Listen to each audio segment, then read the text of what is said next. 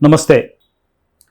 మోడీ సర్కార్ మూడోసారి అంటే 3.0 సర్కార్ ఏర్పడిన తర్వాత జరిగే పరిణామాలు ఎలా ఉంటాయనేది ఒకసారి మనం చర్చించుకుందాం.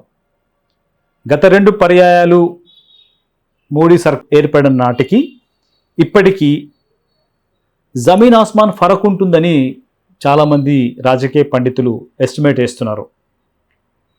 అయితే మోడీ మాత్రము అలాంటి సందేశాలు ఏమీ బయటకు రానియకుండా జాగ్రత్తగా స్టెప్స్ వేస్తున్నట్టుగా మనకు అనిపిస్తుంది. ముఖ్యంగా మూడోసారి ప్రభుత్వం ఏర్పాటు చేసిన తర్వాత మినిస్ట్రీస్ అన్నీ కూడా పాత వారికే కేటాయించాడు. కీలకమైన శాఖలన్నీ కూడా బీజేపీ దగ్గరే ఉన్నాయి. సపోర్ట్ తీసుకున్న 2 పక్షాలు ఇటు నితీష్ కుమార్ కావచ్చు, అటు చంద్రబాబు నాయుడు కావచ్చు, వారికి పెద్దగా కీలకమైన శాఖలు కేటాయించలేదు. అది ఒక బలమైన సందేశాన్ని పంపించినట్టుగా మనం భావించాల్సి వస్తుంది. ముఖ్యంగా 2 పర్యాయాల్లో తాను ఏవైతే స్టెప్స్ తీసుకున్నాడో మూడవ పర్యాయంలో కూడా అలాంటి స్టెప్సే తీసుకుంటాను, అలాంటి అగ్రెసివ్ మోడ్లోనే వెళ్తాను అనే ఒక హిడెన్ సందేశాన్ని బయటకు పంపించినట్టుగా మనం భావించాల్సి వస్తుంది. మరోవైపు ఇండియా కూటమి కూడా ఇప్పటికిప్పుడే తాము ఈ ప్రభుత్వాన్ని కూలదోచి అధికారం రావాలి అనే ఒక ఎజెండాను ఇంప్లిమెంట్ చేస్తున్నట్టుగా కనిపించట్లేదు. సరే, మమతా బెనర్జీ కావచ్చు, లేకపోతే ఇంకెవరో కావచ్చు, కొన్ని స్ట్రాంగ్ స్టేట్మెంట్స్ ఇచ్చినప్పటికీ కూడా ఇండియా కూటమి is not in a position to form the government in the nearest future also. అది ఒక పాజిటివ్ సంకేతాన్ని మోడీ గవర్నమెంట్కి ఇచ్చినట్టుగా మనం భావించాల్సి వస్తుంది. దేశవ్యాప్తంగా ఒక మాహోల్ క్రియేట్ అయ్యింది. అది pure mandate to the BJP కాదు అనే విషయాన్ని మనం స్పష్టంగా ఈసారి ఎన్నికల్లో చూసాం. అయినప్పటికీ కూడా జనరల్గా బీజేపీ సర్కార్స్ యాటిట్యూడ్ ఎట్లుంటుందంటే, తాము అధికారంలోకి వస్తే చాలు, మిగతా 5 years అంటే రాబోయే 5 years అంతా కూడా మేము ఎలానైనా కుక్ చేసుకొని దాన్ని మేనేజ్ చేసుకుంటామనే ఒక యాటిట్యూడ్ని బీజేపీ గతంలో చూపించింది, ఇప్పుడు కూడా చూపించబోతున్నట్టుగా మనకు సంకేతాలు అందుతున్నాయి. ఒకవేళ నితీష్ కుమార్ కానీ లేకపోతే చంద్రబాబు నాయుడు కావచ్చు, ఈ వీరిద్దరి సపోర్ట్లో ఎక్కడైనా చిన్న తేడా వచ్చినా కానీ నెక్స్ట్ ఆల్టర్నేటివ్ ఏంటి అనే కాన్సెప్చువల్ క్లారిటీని తెచ్చుకోవడానికి బీజేపీ థింక్ ట్యాంక్ పనిచేస్తుందేమో అనే ఒక అనుమానం వ్యక్తమవుతూ వస్తుంది.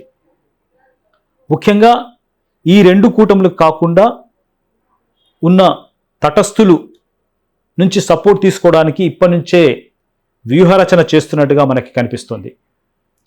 అలాగే పొలిటికల్ సర్కిల్స్లో ఇటు నితీష్ కుమార్ కావచ్చు, ఇటు చంద్రబాబు నాయుడు కావచ్చు, ఈ పార్టీలలో కూడా చీలికలు తెచ్చేందుకు ప్రయత్నాలు జరగవచ్చు అనే కొన్ని అనుమానాలు కూడా వ్యక్తమవుతున్నాయి. అవన్నీ ఎందుకుంటే, ఇప్పుడు ఏర్పడిన సర్కార్లో మినిస్ట్రీలలో పెద్దగా తేడా లేదు. 3.0 సర్కార్ కూడా 1.0, 2.0 సర్కారు కంటే భిన్నంగా ఏముండదు. ఇది కంటిన్యూయేషన్ ప్రాసెస్ అనే విషయాన్ని స్పష్టంగా చెప్పదలుచుకున్నట్టుగా నిన్న కేటాయించిన మంత్రుల శాఖల ద్వారా స్పష్టమైంది. ఒకటి స్పీకర్ పదవిని చంద్రబాబు నాయుడు ఆశిస్తున్నారు. గతంలో చంద్రబాబు నాయుడు కోalition సర్కారులో ఉన్నప్పుడు కూడా జీఎంసీ బాలయోగి లాంటి ఉద్దండ పిండాల్ని స్పీకర్ స్థానంలో కూర్చోబెట్టి దేశ రాజకీయాల్లో అద్భుతంగా చక్రం తిప్పారు చంద్రబాబు నాయుడు. అలాంటి పరిస్థితినే రిపీట్ చేయడానికి చంద్రబాబు నాయుడు ప్రయత్నం చేస్తున్నట్టుగా మనకు కనిపిస్తుంది. కానీ గతంలో ఉన్న వాజ్పేయి సర్కార్కి ఇప్పుడున్న మోడీ సర్కార్కి చాలా చాలా చాలా తేడా ఉంటుంది.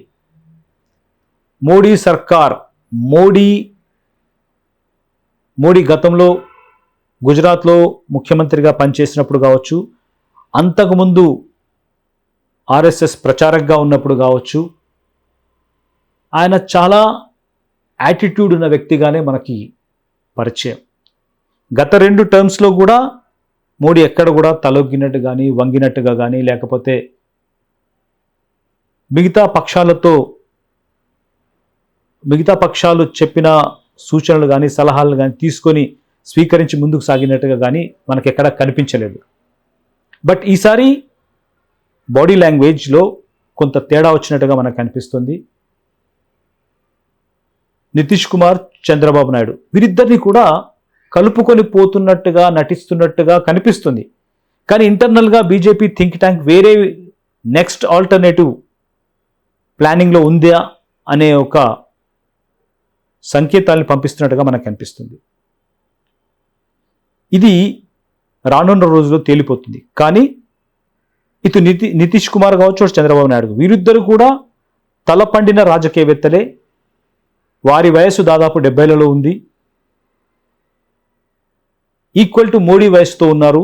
రాజకీయాల్లో పూర్తి అనుభవం ఉన్న వ్యక్తులు, ధక్కా మొక్కిలు తిన్నవారు, అధికారం లేకుండా ఉన్నవాళ్ళు, అధికారానికి చాలా దూరంగా నెట్టివేయబడి మళ్ళీ అధికారానికి వచ్చిన వాళ్ళు, తమ అధికారాన్ని ఎలా కాపాడుకోవాలో తెలిసిన వారు.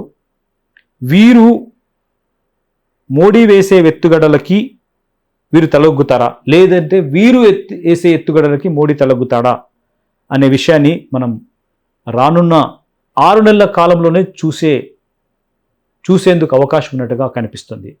Thank you.